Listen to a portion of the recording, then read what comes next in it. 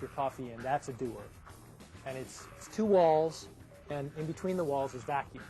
So the heat can't get through from one side to the other by conduction or convection. It can only get through by radiation, and that's why it's, if you look inside your thermos bottle, it's silver, and that reflects the radiation. We have, you know, just a tiny amount of power, and if there's a lot of heat, even if there's just a little bit of heat getting into the system, we won't be able to keep it cold. So you have to be very careful to isolate the inner structures that are very cold from the outer structures which are not so cold. Certain portions of the XRS instrument require work in a clean tent. One of the parts of this experiment is a bunch of filters, very, very thin filters to let the X-rays through but keep out visible light and infrared, that sort of thing. These filters are very, very thin, and even just one tiny particle, too small to see, could penetrate them during launch when it's being shaken around. So we had to keep everything scrupulously clean, which means doing everything that has to do with the inside of the detector assembly in a clean room. A clean tent works by pulling the air in at the top and passing it through special filters to remove dust particles. This raises the air pressure inside, which keeps outside air from coming in. Keeping the clean tent environment virtually dust-free requires the use of special clothing commonly referred to as bunny suits. It also requires cleaning all items entering the tent and the use of special materials. This is clean room paper, but when you run it through the printer, you get a lot of toner on it, so you have to wipe it off before you take it to the clean room. Well, tedious, but it does come up pretty black, so yeah, why am I wiping paper off? Well.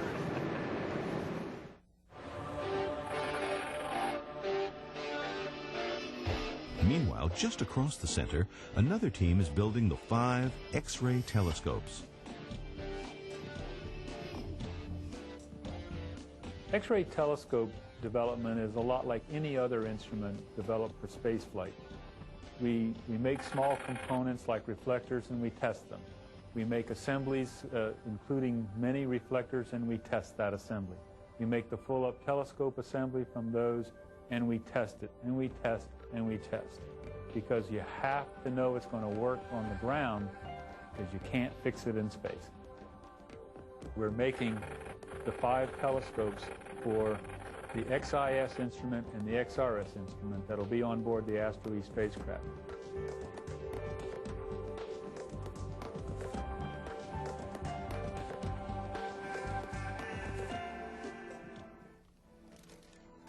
The telescope mirror manufacturing process begins with raw materials like the metal foil. The earliest operation is foil cutting and forming.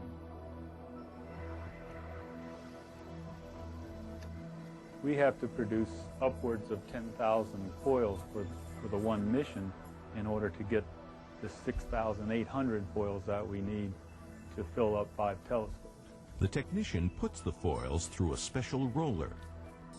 This is going to impart the gross curvature that we need and the slight bit of conical shape that we want. And then you'll put that stack inside this little window here. This forming mandrel has a cone shape that is the proper prescription for its place in the mirror. While it's still under vacuum and so the atmospheric pressure is pressing them against the mandrel, it takes on the exact shape of that mandrel. The X-rays that Astro-E2 will observe get absorbed in many materials, including glass and ordinary mirrors. So Astro-E2 and other X-ray telescopes require a unique strategy to focus X-rays onto a detector. We use an X-ray telescope which depends on a grazing incidence reflection in which the reflectors are nearly edge-on to the X-ray source. The X-ray beam hits the primary reflector, then hits the secondary reflector, and then moves on to the detector about 4.5 meters away. We add a pre-collimator before the primary reflection to block off-axis X-rays.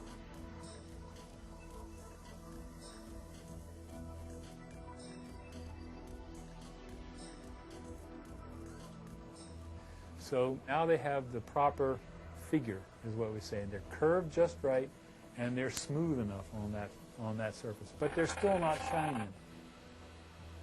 Then they go down to the replication lab. They've been busy cleaning up the glass mandrels, and then they're put into a gold deposition system, and gold is deposited on that outer surface of that glass tube mandrel. You spray thinned out epoxy on the foil. And once it's in vacuum, that round mandrel is lowered and it just sits on top of the foil. So then we put that mandrel inside an oven and bake it overnight. And it's not a real bake, it's just 40 degrees C. Gold won't stick to glass very well. Through a process that is more magic than anything else, we lift the foil off of the mandrel, and the gold that had been on the mandrel now is stuck to that thin film of epoxy, but the front surface of this foil sandwich with gold on the front has the surface quality of the glass mandrel.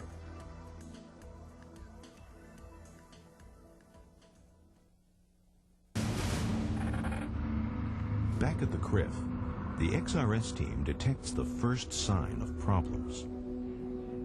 So this is really what we're seeing. This is really the indication of trouble, of a leak, which is that when we close off the valve, the leak rate goes down. We open the valve, the leak rate goes up. Sensors detect a small helium leak inside the dewar.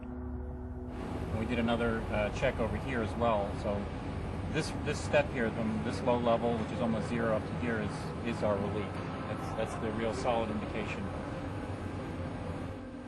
We had a very small leak, and it was so small that it was almost impossible to see at room temperature.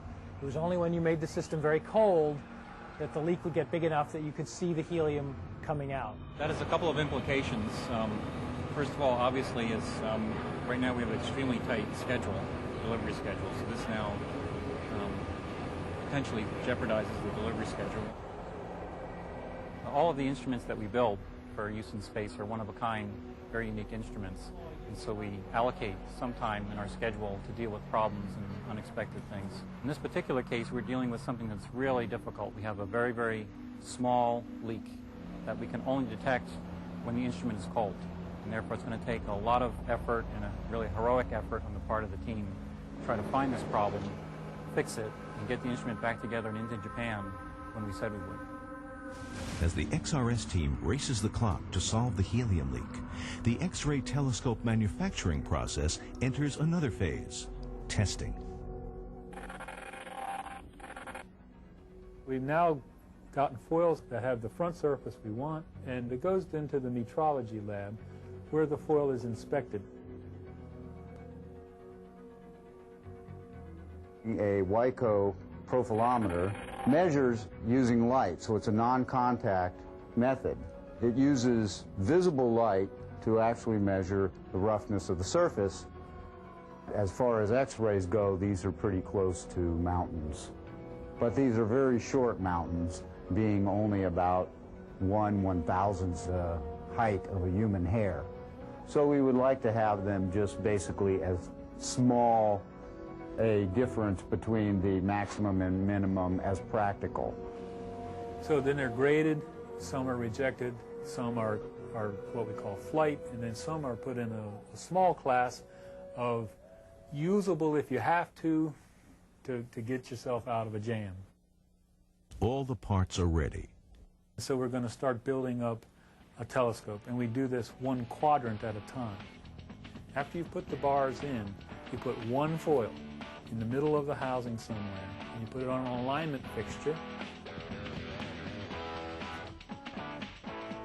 The alignment bars are the ones that create the angle and perfectly position the foils in the housing. Make it so that we can stick one housing on top of another and have 175 concentric nesting